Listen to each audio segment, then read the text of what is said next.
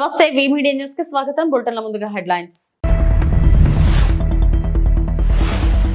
గంజాయి రహిత రాష్ట్రంగా ఏపీని తీర్చిదిద్దడమే తమ లక్ష్యమని రాష్ట్ర డీజీపీ ద్వారకా తిరుమలరావు వెల్లడి.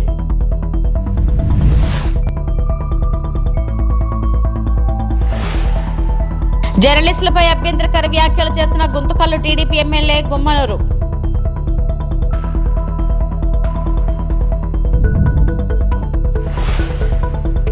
నగరానికి విచ్చేస్తున్న కేంద్ర మంత్రి కుమారస్వామికి ఘన స్వాగతం పలికేందుకు బీజేపీ ఏర్పాట్లు. గంజాయి రహిత రాష్ట్రంగా ఏపీని తీర్చిదిద్దడమే తమ లక్ష్యమని రాష్ట్ర డీజీపీ ద్వారకా తిరుమలరావు అన్నారు. అనకాపల్లి జిల్లాలో వివిధ కేసుల్లో 2022 నుండి ఇప్పటి వరకు పట్టుకున్న 34,419 కేజీల గంజాయి, 39 కేజీల లిక్విడ్ గంజాయిని పరవాడ ఫార్మాసిటీలోని కోస్టల్ వేస్ట్ మేనేజ్మెంట్ ప్రాజెక్టులో ధ్వంసం చేశారు. ఈ సందర్భంగా డీజీపీ మాట్లాడుతూ గంజాయిని సమూలంగా నిర్మూలించడానికి ఈగల్ టాస్క్ ఫోర్స్ ను ఏర్పాటు చేసి ఐజీ అధికారిని నియమించామన్నారు.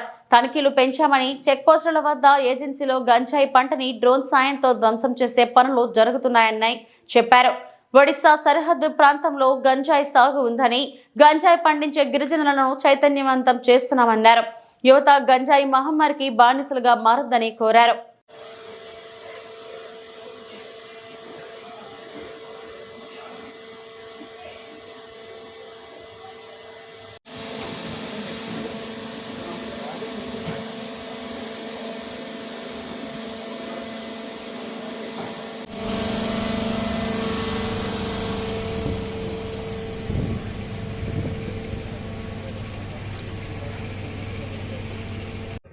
అందరికీ నమస్కారం. ఆంధ్రప్రదేశ్ రాష్ట్రాన్ని డ్రగ్స్ గంజాయి రహిత రాష్ట్రంగా చేయాలనే ఉద్దేశంతో ప్రభుత్వం ఏర్పడుతూనే ఒక కేబినెట్ సబ్ కమిటీని ఏర్పాటు చేసి 5 కేబినెట్ మంత్రుల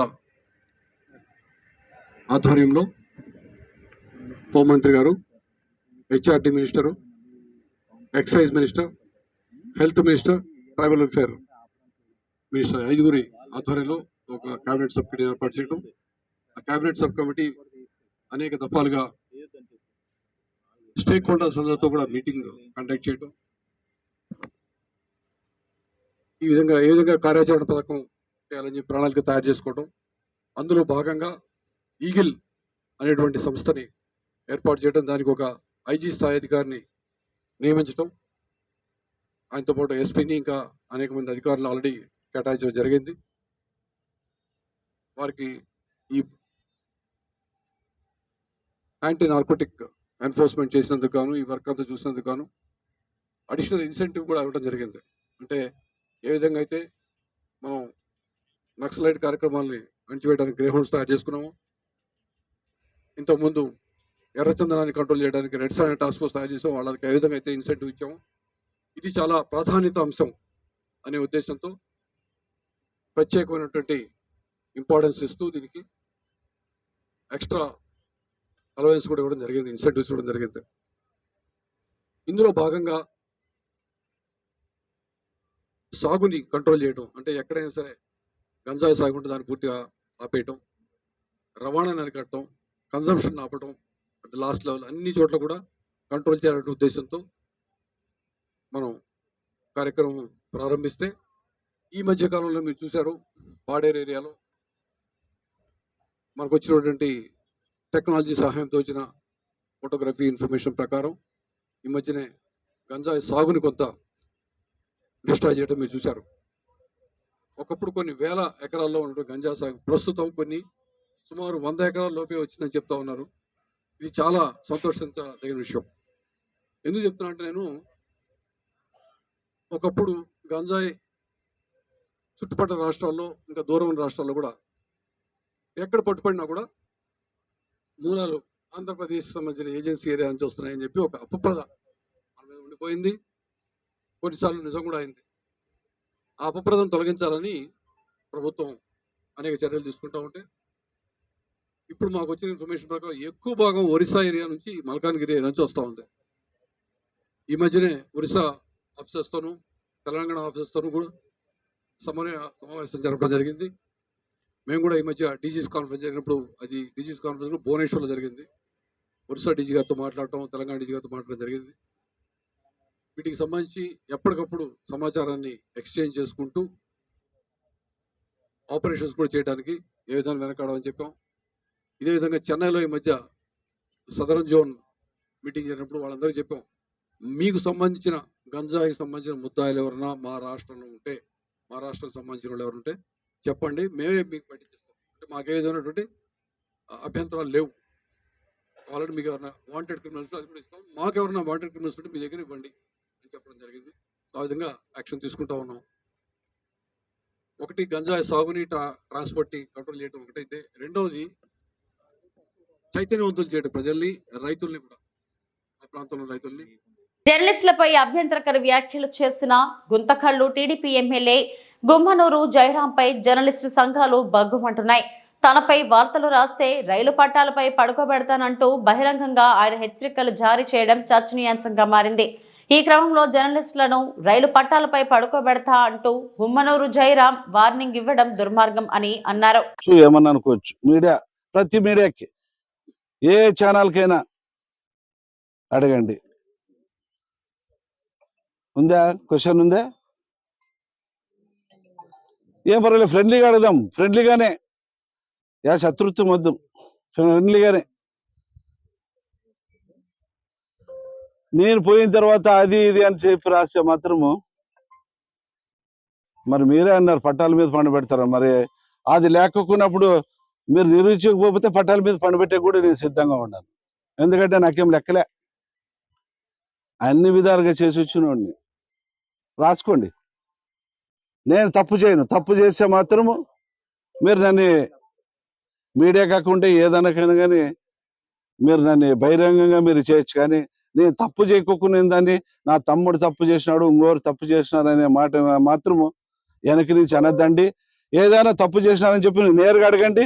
ఆ తప్పు ఏమన్నా చేసింటే నేను సరిదిద్దుకుంటా, తప్పు చేయకపోతే మాత్రం తాట తీస్తా. ఇది మరొకసారి హెచ్చరిస్తున్నా.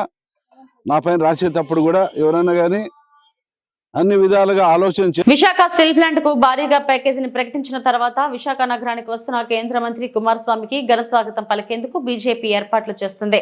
ఈ మేరకు గాజువాక నియోజకవర్గ కన్వీనర్ కన్నంరెడ్డి నరసింహరావు ఆధ్వర్యంలో పార్టీ నాయకులతో ప్రత్యేక సమావేశం నిర్వహించారు. అనంతరం పాత గాజువాక కూడలిలో జిల్లా అధ్యక్షుడు ఎంఎంఎన్ పరశురామరాజుతో కలిసి కేఎన్ఆర్ రూట్ మ్యాప్ ను పరిశీలించారు. ఈ సందర్భంగా ఆయన మాట్లాడుతూ గతంలో వాజ్పేయి ప్రధానిగా ఉన్నప్పుడు ఉక్కును ఆదుకున్నారని, నేడు మోదీ నాయకత్వంలో ఉక్కును కష్టాల నుంచి గట్టెక్కించారని తెలిపారు. ప్రభుత్వాలు సహకారం అందిస్తున్నప్పటికీ ప్లాంట్లో పనిచేస్తున్న కార్మికుల్లో కూడా చైతన్యం రావాలని, ఉక్కును లాభాల బాటలో నడిపించేందుకు ప్రతి ఒక్కరూ కృషి చేయాలని కోరారు. మన దేశ ప్రధానమంత్రి శ్రీ నరేంద్ర మోదీ గారు విశాఖ ఉక్కు కర్మాగారానికి పునరుద్ధరణ ప్యాకేజీ 11,440 కోట్లు కేటాయించారు. ఆయనకి ప్రత్యేకమైన ధన్యవాదాలు తెలియజేస్తూ, ఈ యొక్క ప్రకటన జరిగిన తర్వాత మొదటిసారిగా కేంద్ర ఉక్కు శాఖ మంత్రివారు శ్రీ కుమారస్వామి గారు, అదేవిధంగా సహాయ మంత్రివారు గారు శ్రీ శ్రీనివాస్ వర్మ గారు మొట్టమొదటిసారిగా రేపు ఉదయం 30వ తేదీ ఉదయం 8 గంటలకి విశాఖ విమానాశ్రయానికి వస్తున్నారు.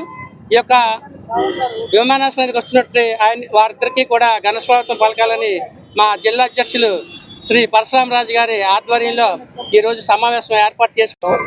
రేపు ఉదయం 8:30 గంటలకి కేఎన్ఆర్ గారు చెప్పినట్టు, నాకు గుర్తుకోలేదు, కేఎన్ఆర్ గారు చెప్పినట్టు మార్నింగ్ 8:30కి మనకి కుమారస్వామి గారు, మన కేంద్ర మంత్రులు కుమారస్వామి గారు, అలాగే శ్రీనివాసరావు గారు ఇద్దరు కూడా మనకి ఇచ్చేయడం జరుగుతుంది. విశాఖ హక్కు ఆంధ్రలో హక్కు అనే నినాదంతో స్టార్ట్ చేసిన మనందరికీ అది విశాఖపట్నానికి జీవనాడి. అటువంటి విశాఖపట్నం కష్టాల్లో ఉన్నప్పుడు కేంద్ర ప్రభుత్వం నరేంద్ర మోడీ గారు, అలాగే ఇక్కడ ఉన్న రాష్ట్ర సభ్యులందరూ కూడా, మన అలాగే కూటమి నాయకులు అందరూ కూడా కష్టపడి దీన్ని తీసుకురావడం జరిగింది. ఈ ప్యాకేజ్ ఏదైతే 11,440 కోట్లు ఇచ్చారో దాంతో విశాఖ ఉక్కు మరి పురోగతి రావాలని కోరుకున్నాం. ముఖ్యంగా నేను ఎంప్లాయీస్ తెలియజేసేది ఏంటంటే, కష్టంలో పాఠశాలలో వారి వైజ్ఞానిక విజ్ఞాన ప్రదర్శన చూపరులను విశేషంగా కట్టుకుంది. ఫస్ట్ స్టాండ్ నుంచి 10th స్టాండర్డ్ వరకు విద్యార్థులు తయారు చేసి ప్రదర్శించిన వివిధ రకాల ఆకృతులు సందర్శకులను కట్టిపడేశాయి. అనకాపల్లి జిల్లా Sabbavaram head quarters current office వెనుక ఉన్న సన్ రిడ్జ్ ఇంగ్లీష్ మీడియం పాఠశాలలో ఫిబ్రవరి నెలలో రాబోయే సైన్స్ డే ను పురస్కరించుకొని నేటికి వరుసగా 6 పర్యాయాలు ఏర్పరిచిన వైజ్ఞానిక ప్రదర్శన బుధవారం స్థానిక Sabbavaram police station house officer Pinninti Ramana తిలకించారు. విద్యార్థులు తయారు చేసిన సుమారు 200 వివిధ రకాల ప్రదర్శనలను తిలకించారు. అనంతరం ఆయన మాట్లాడుతూ ఇక్కడ విద్యార్థులు తయారు చేసిన ప్రదర్శన అద్భుతంగా ఉందని, అమోఘమని కితాబునిచ్చారు. పల్లె వాతావరణం నుంచి ఇస్రో ప్రయోగాత్మకంగా ప్రదర్శించిన ప్రదర్శన వరకు విద్యార్థులు తయారు చేసిన వివిధ ఆకృతులను ఆయన మెచ్చుకున్నారు. ఈ కార్యక్రమంలో సిఐతో పాటు వార్డు మెంబర్ చిత్రాడ శ్రీను, పాఠశాల యాజమాన్యం, విద్యార్థి తల్లిదండ్రులు తదితరులు పాల్గొన్నారు.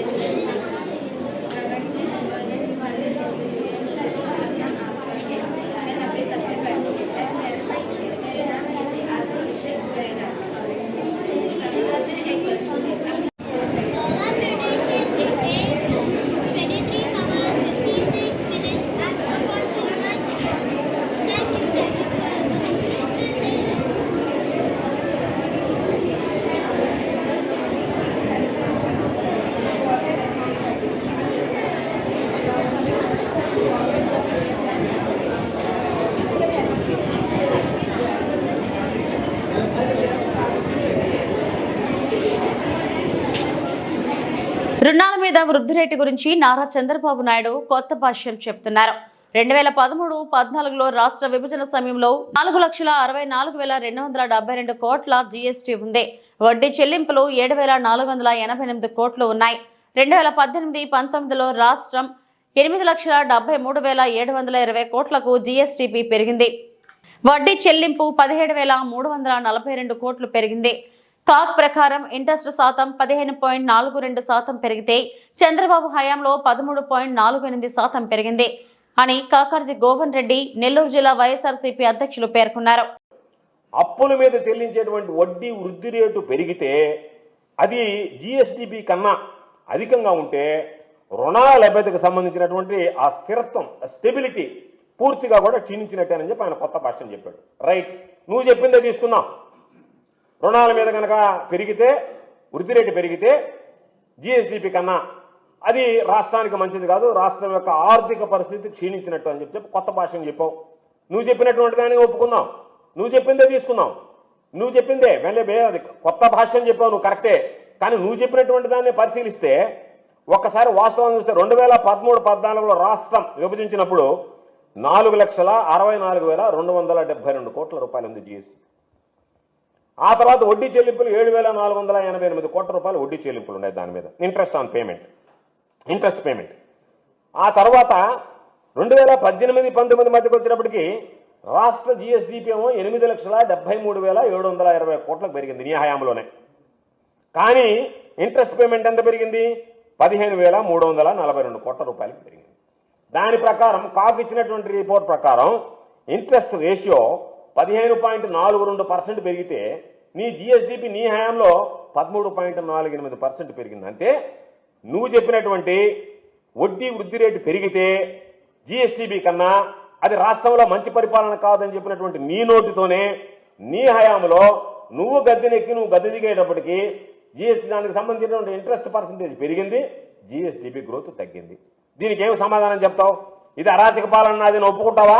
2014 ముందు నేను చెప్పినటువంటి విధంగానే గతంలో నేను పరిపాలించినటువంటి 5 సంవత్సరాల్లో నేనే అరాచకమైనటువంటి పాలనకు శ్రీకారం చుట్టా, అరాచకమైనటువంటి పాలన రాష్ట్రంలో జరిగింది.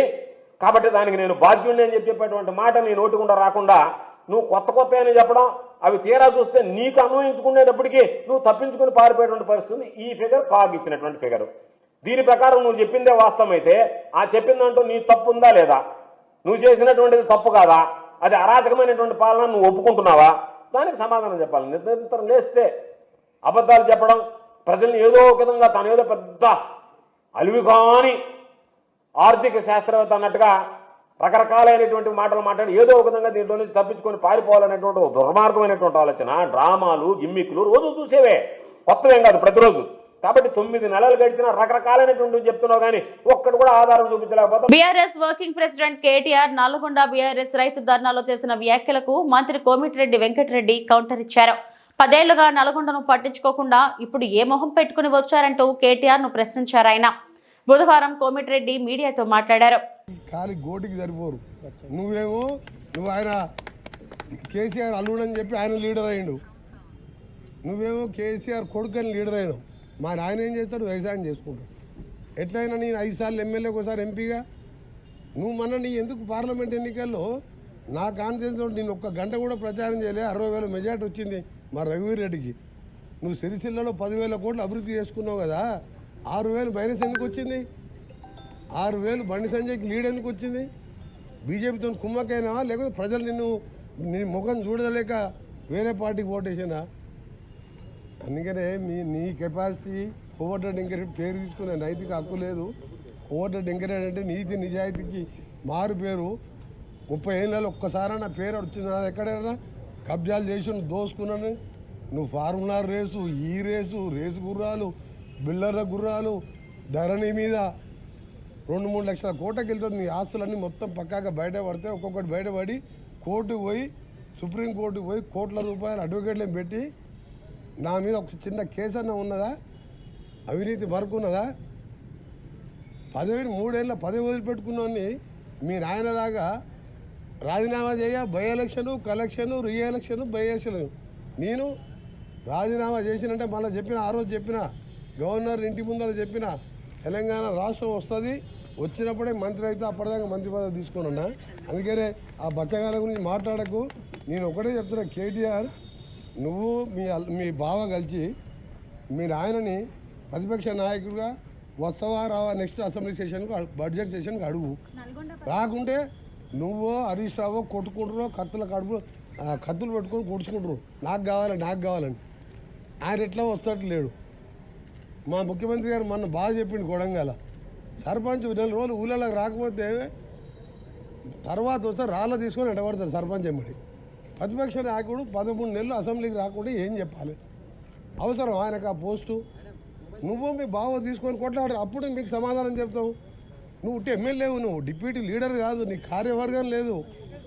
బీఆర్ఎస్ ఎల్పీ కార్యవర్గం లేని కేటీఆర్ జూనియరు వాళ్ళ ఆయన పేరు చెప్పి ఎమ్మెల్యే, ఆయనకు నేను సమాధానం చెప్పా. కేసీఆర్ అంబేద్కర్ కోనసీమ జిల్లా అమలాపురం ఎమ్మెల్యే ఐతాబత్తుల ఆనందరావు మాట్లాడుతూ ముఖ్యమంత్రి చంద్రబాబు నాయుడు భవిష్యత్తులో అనేక పర్యాయాలు ఈ రాష్ట్రానికి ముఖ్యమంత్రిగా ఉంటేనే తెలుగు ప్రజల సంపద, రాష్ట్ర ఆర్థిక పరిస్థితి సింగపూర్ను దాటి అభివృద్ధి చెందుతుందన్నారు. ప్రపంచ దేశాలలో తెలుగు ప్రజలకు గుర్తింపు తెచ్చిన వ్యక్తి చంద్రబాబు నాయుడు అని కొనియాడారు. లోకేష్ బాబు భవిష్యత్తులో పార్టీని రక్షించి ముందుకు నడిపించే నేత అని అన్నారు.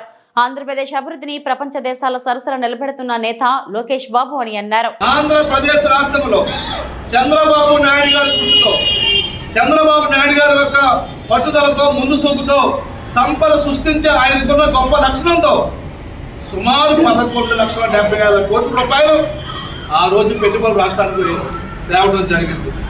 అలాగే సుమారుగా 40,000 ఆ రోజు 4 లక్షల మందికి ఉపాధి రావడం జరిగింది.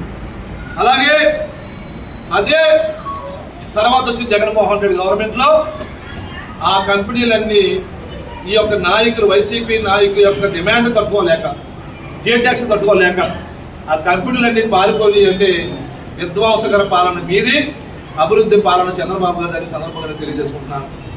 అలాగే మరి ఈరోజు కూటమి ఏర్పడినటువంటి ఈ 7 నెలల కాలంలో సుమారుగా 5 లక్షల కోట్ల పెట్టుబడులు వచ్చాయి. 40,000 మందికి ఉపాధి వచ్చింది. అలాగే సుమారు 50 కంపెనీలు రాష్ట్రంలో వారి యొక్క పనుల్ని, ఉత్పత్తిని వాళ్ళ ప్రారంభించారు. అందులో మీరు చూసుకుంటే లోకేష్ గారి కష్టంతో, ఆయన చొరవతో మరి ఆర్సెలార్ అండ్ మెటల్, నిస్పాన్ స్టీల్ 1,46,000 కోట్ల రూపాయలతో పెట్టుబడి పెట్టడానికి రాష్ట్రానికి వచ్చింది. అంటే మీరు అర్థం చేసుకోవాలి ఈరోజు.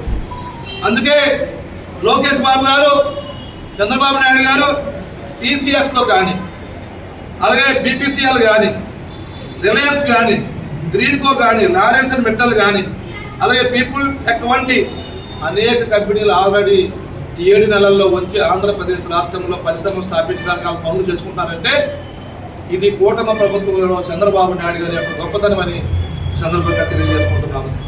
అలాగే మీరు ఇంకా చూసుకుంటే ఇదంతా లిస్టు. ఏ కంపెనీ 7 నెలల్లో ఆంధ్రప్రదేశ్ రాష్ట్రానికి వచ్చి పెట్టుబడులు పెట్టడానికి వారి పనులు చేస్తున్నారో, పనులు పెడుతున్నారో, పరిశ్రమ స్థాపించుకునే పనులు ఉన్నారో అదంతా లిస్ట్. ఈ లిస్ట్ అంతా చూస్తే సుమారు 49 కంపెనీలు పారిశ్రామిక రంగంలో ఈ రాష్ట్రానికి వస్తున్నాయి. 6 కంపెనీలు సుమారు టూరిజం సెక్టార్లో వస్తున్నాయి. అంటే పారిశ్రామిక రంగంలో 7,87,789 కోట్ల రూపాయలు 7 నెలల్లో వచ్చింది. అంటే అలాగే టూరిజం రంగంలో 6,178 కోట్లు వచ్చిందంటే ఇది కేవలం చంద్రబాబు నాయుడు గారి ప్రతిభ, చంద్రబాబు నాయుడు గారి ముందు చూపు, సంపద సృష్టించి ఆంధ్రప్రదేశ్ రాష్ట్ర ప్రజల తలసరి ఆదాయాన్ని పెంచాలని చంద్రబాబు నాయుడు పట్టుదల వీటి వెనకాల ఉన్నదన్న విషయాన్ని ఆంధ్రప్రదేశ్ రాష్ట్రంలో ఉన్న ప్రతి పౌరుడి వేళ గమనించాలని కోరుకుంటున్నాను. ఎందుకు కోరుకుంటున్నానంటే స్కీములు తెలుస్తాయి ప్రజలకి, పథకాలు తెలుస్తాయి ప్రజలకి, కానీ ప్రజలకి పేదల సంక్షేమమే ఎన్డీఏ కూటమి ప్రభుత్వ ధ్యేయమని శ్రీశైలం ఎమ్మెల్యే బుడ్డా రాజశేఖర్ రెడ్డి అన్నారు. వివిధ అనారోగ్య సమస్యలతో బాధపడుతూ ఆర్థిక సహాయం కోసం ముఖ్యమంత్రి సహాయ నిధికి దరఖాస్తు చేసుకున్న 50 మందికి మంజూరైన చెక్కులను ఆయన పంపిణీ చేశారు. బుధవారం ఎమ్మెల్యే స్వగ్రామం వెల్పనూరు నందు 50 లబ్ధిదారులకు 45 లక్షల విలువ గల చెక్కులను ఎమ్మెల్యే బుడ్డా రాజశేఖర్ రెడ్డి పంపిణీ చేశారు.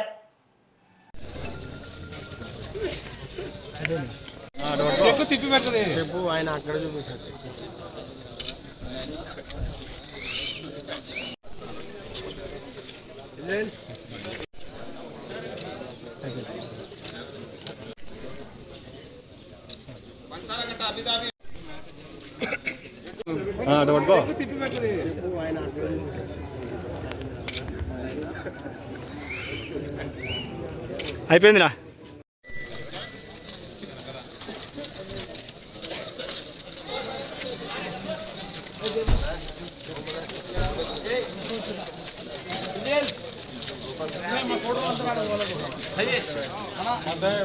అయ్యన్నపై గవర్నర్ రాష్ట్రపతికి ఫిర్యాదు చేస్తా పాడేరు ఎమ్మెల్యే విశ్వేశ్వరరాజు.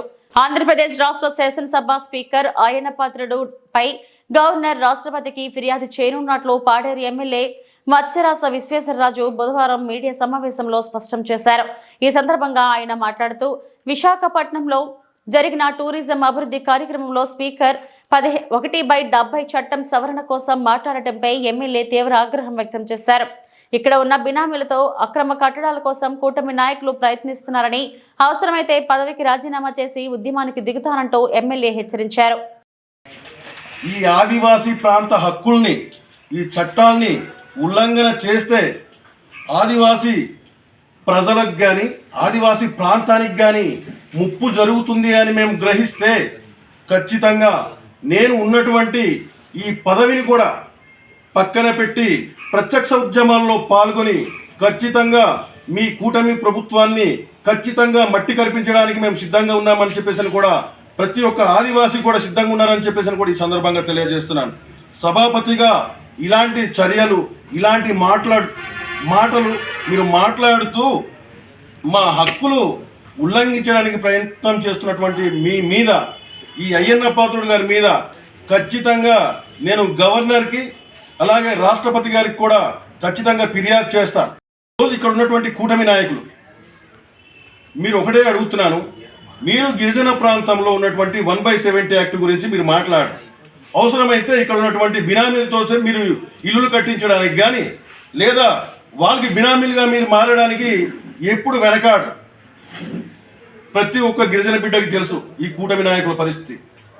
ఈరోజు అదే 1/70 యాక్ట్ ఇక్కడ బినామీ పేర్లతో అక్రమ కట్టడాలు బినామీ వ్యక్తుల్ని వెంట పెట్టుకొని తిరుగుతున్న మీరు ఈరోజు కేవలం మీరు అయ్యన్న పాత్రుడు గారిని రెచ్చగొట్టి ఈరోజు ఇక్కడ ఉన్నటువంటి సంపదని దోచుకోవడానికి ఈ కూటమి నాయకులు అయ్యన్న పాత్రుడు గారు కుమ్మక్క అయిపోయి ఈరోజు ఈ తూట్లు పొడవడానికి మీరు చూస్తున్నారా అని ఈరోజు అడుగుతున్నా నేను. ఖచ్చితంగా మీరు అదే చేస్తున్నారు. మీకు ఆదివాసీ సమాజం పట్ల కానీ ఆదివాసుల మీద కానీ ఆదివాసుల చట్టాలు హక్కుల మీద కానీ మీకు ఎటువంటి నమ్మకం కానీ ప్రేమ కానీ లేదా అమలు చేయాలనే బాధ్యత కూడా మీ మీద లేదు, మీకు లేదు. మీరు ఖచ్చితంగా అయ్యన్న పాత్రుడు గారు మీరు ఈ గిరిజన ప్రాంతంలో ఉన్నటువంటి మైనింగ్ని దోచుకొని వాటాలు వేసుకోవడానికే మీరు ఆయనకి రెచ్చగొట్టి ఇటువంటి వ్యాఖ్యలు చేయించారని చెప్పేసి నేను ఈరోజు తెలియజేస్తున్నాను. ఇవి ఇప్పటివరకు నా బులెటిన్ అప్డేట్స్. నమస్తే.